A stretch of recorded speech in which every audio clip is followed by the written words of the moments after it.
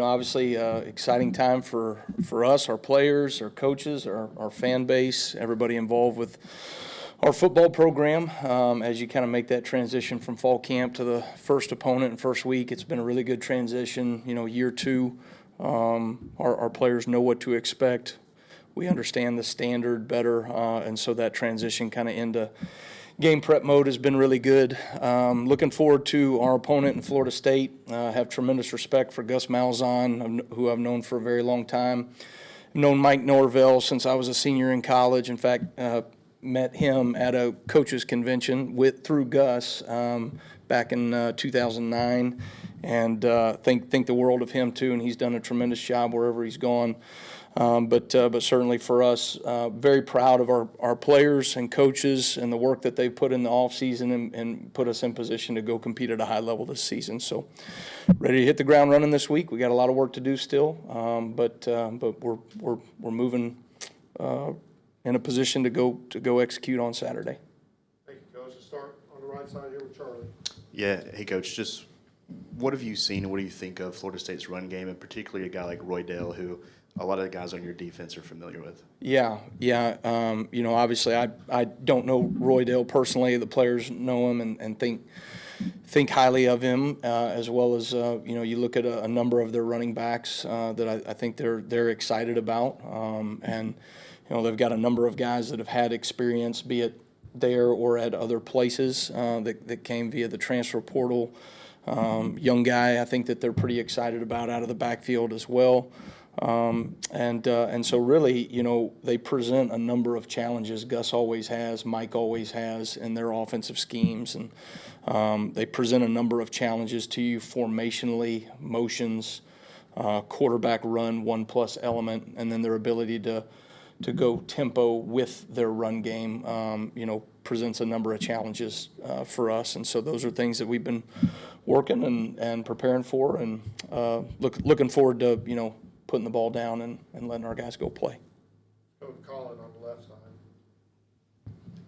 Kind of in that same vein, there's been a lot of talk about, turning pressures into, production, sacks, tackles for loss, things like that. Yeah. What's the challenge of that, especially against a quarterback with the running capability of a guy like Tommy Castellanos? Yeah, I think, when you look at their quarterback, in his body of work over the years, he's hard to get down, very shifty player. He can run. He's elusive in the pocket. He's got really good pocket awareness. His escapability is kind of all over the place. And so, kind of hard to pin down in that regard. So those are, I would say we'll have our work cut out for us. It'll be as challenging probably as we have had from a standpoint of creating negative plays on the quarterback in the backfield. So something that we're challenging our players. We work tackling year-round. We're in a good position right now, tackling as a defense, but until you put the ball down against another opponent, you don't know for sure. Going to the far left, Ryan. Hey, Coach, I want to ask you about the defensive line, but also James Smith. We were out at media viewing period last Tuesday, and looked like he was moving around pretty good. What was his progress throughout the week? Yeah, really excited about James and what he's done. James is such an explosive player. He creates havoc. You saw that even in the bowl game when he, was able to generate a lot of negative plays, and I think he's done that, here in fall camp. And so excited. He was tweaked up just a little bit early on in fall camp and has been good the last 2 weeks here, and is in a really good position going into to game week. So excited about him, excited for the opportunity. It's fun, I've mentioned this to you guys before, but it's fun watching some of these younger players that I've been here with over the last 18 months mature into young men that are accountable, that are detailed, that have habits that are more in line with what, a young professional, right, a young player that does things at a high professional level. And I think James has just been really enjoyable watching him grow and mature as a young man. Jumping over opposite side here, Nick. Yeah, a guy that I don't believe he played against you last year, but Squirrel White at Tennessee. What do you see him bringing to this Florida State offense? Yeah, I think, obviously we've watched Squirrel a good bit in his time at Tennessee, and shifty player, has has some real speed, can do a number of things, and I think, looking at Gus and his system and Mike and what they have done with players kind of in that same personnel mold, I would imagine there's a number of things that they could do with him and some other guys that we anticipate on the field. And so to me, right, you're trying to anticipate, right, based upon a body of work from Gus and Mike and what these players have done from a personnel standpoint, be it wherever they came from, and try to get a feel for what they're going to do. But certainly I just think his athleticism and speed and quickness are going to, allow them to be able to do multiple things with him.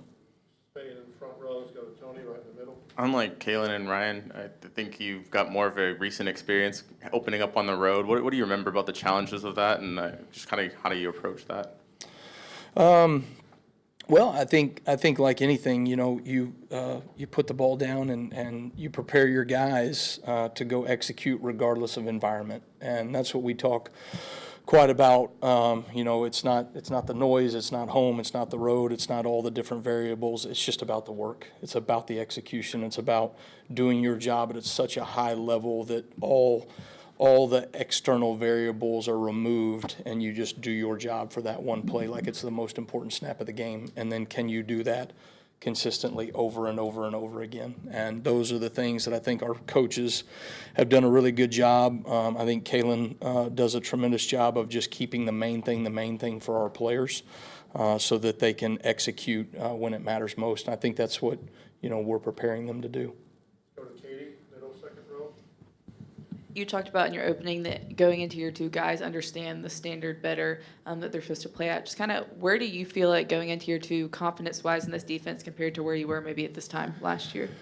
Well, I know a lot more of the variables. I know our coaches better. We understand each other better, right? There's a gel that's, that has to take place in a coaching staff.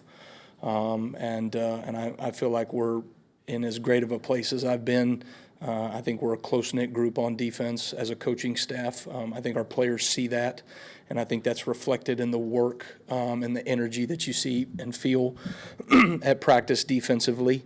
And I think, understanding our players better gives us as a defensive staff the best opportunity to put them in the right positions. And so we understand ourselves better, we understand our players better, and then certainly from an opponent standpoint, if you look at the majority of the season, there's a lot of common opponents. This one, not necessarily so, but I think there's similarities in some of the things that we feel like we're going to see throughout the year. That just a better understanding and grasp of what we're doing. So those are the fun things about going into year two and being prepared and kind of having that gel and understanding. You feel that team chemistry right now defensively. Go Kennington, first row.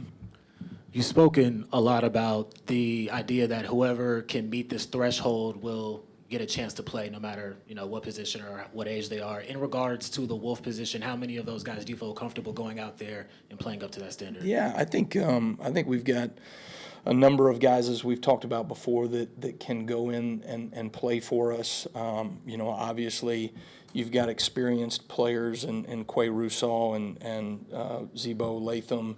Yanze Pierre has done some tremendous things, and I've seen a lot of growth and maturity from him. But then also some younger players, right, like Justin Hill and Noah Carter are doing some great things. It's about building more consistency in their game, right? So they flash, but, how consistent can they become that you feel confident that they can go out on any given play, any given down, and go execute at a high level? And those are the things that they'll continue to push in that regard. But I would say those guys are on the right trajectory right now. Go to Alex in the back row. You've had a lot of reps to get to this point. You can simulate things all you want, but it changes on Saturday. Yeah. What are the lingering questions, one or two questions you have in your mind that you want to see, you're anxious to see answered at Florida State? Well, I think, we talk to the players about this all the time. Game day is different, and it always is, it always has been, and always will be. And that's exciting. That's what makes the game so special, right? ball gets put down in front of a group of fans, home, on the road, all the work that you've done, playing each other, preparing walkthroughs, scout teams, and then ultimately, right, you got to go execute in the moment. And I think I'm excited to see how our players will handle that. We have some players that have tremendous experience in terms of playing in big environments and crowds. You've got other guys that have limited experience, and you're going to have some guys that have none from a college standpoint that are going to play in the game for us. And so how they handle the environment, how they handle the opportunity at hand is something that I'm looking forward to seeing. And then I think you always, from a defensive standpoint, early in the season, you want to see how well you tackle, especially when you're looking at a running offense with a quarterback that can create and generate explosive plays with his feet, and he can extend plays with his feet. That's something that, ultimately we got to put the ball down and go play. Okay, we'll finish up with Joe, second row in the middle. Coach, kind of building off on a lot of these, with the depth and experience that you've built over the last 2 years, how comfortable are you deviating from the standard 4-2-5? I'm confused by your question a little bit. When you say deviating from the standard of 4-2, you're saying like what other personnel groupings? Okay, I'm sorry. When you look at the experience that we have and some of the things that we feel like we can put ourselves in the best chance personnel-wise to get the right people on the field at the right time, year 2 allows you to be able to do more things, certainly. And so there's some things that we will have geared up and prepared for that not necessarily maybe anything new that we didn't show last season, just being able to expand off of those packages, right, is probably the biggest advantage you have in year 2 than you had in year 1. So, Thank you, Coach. all right, thanks, guys. Roll Tide.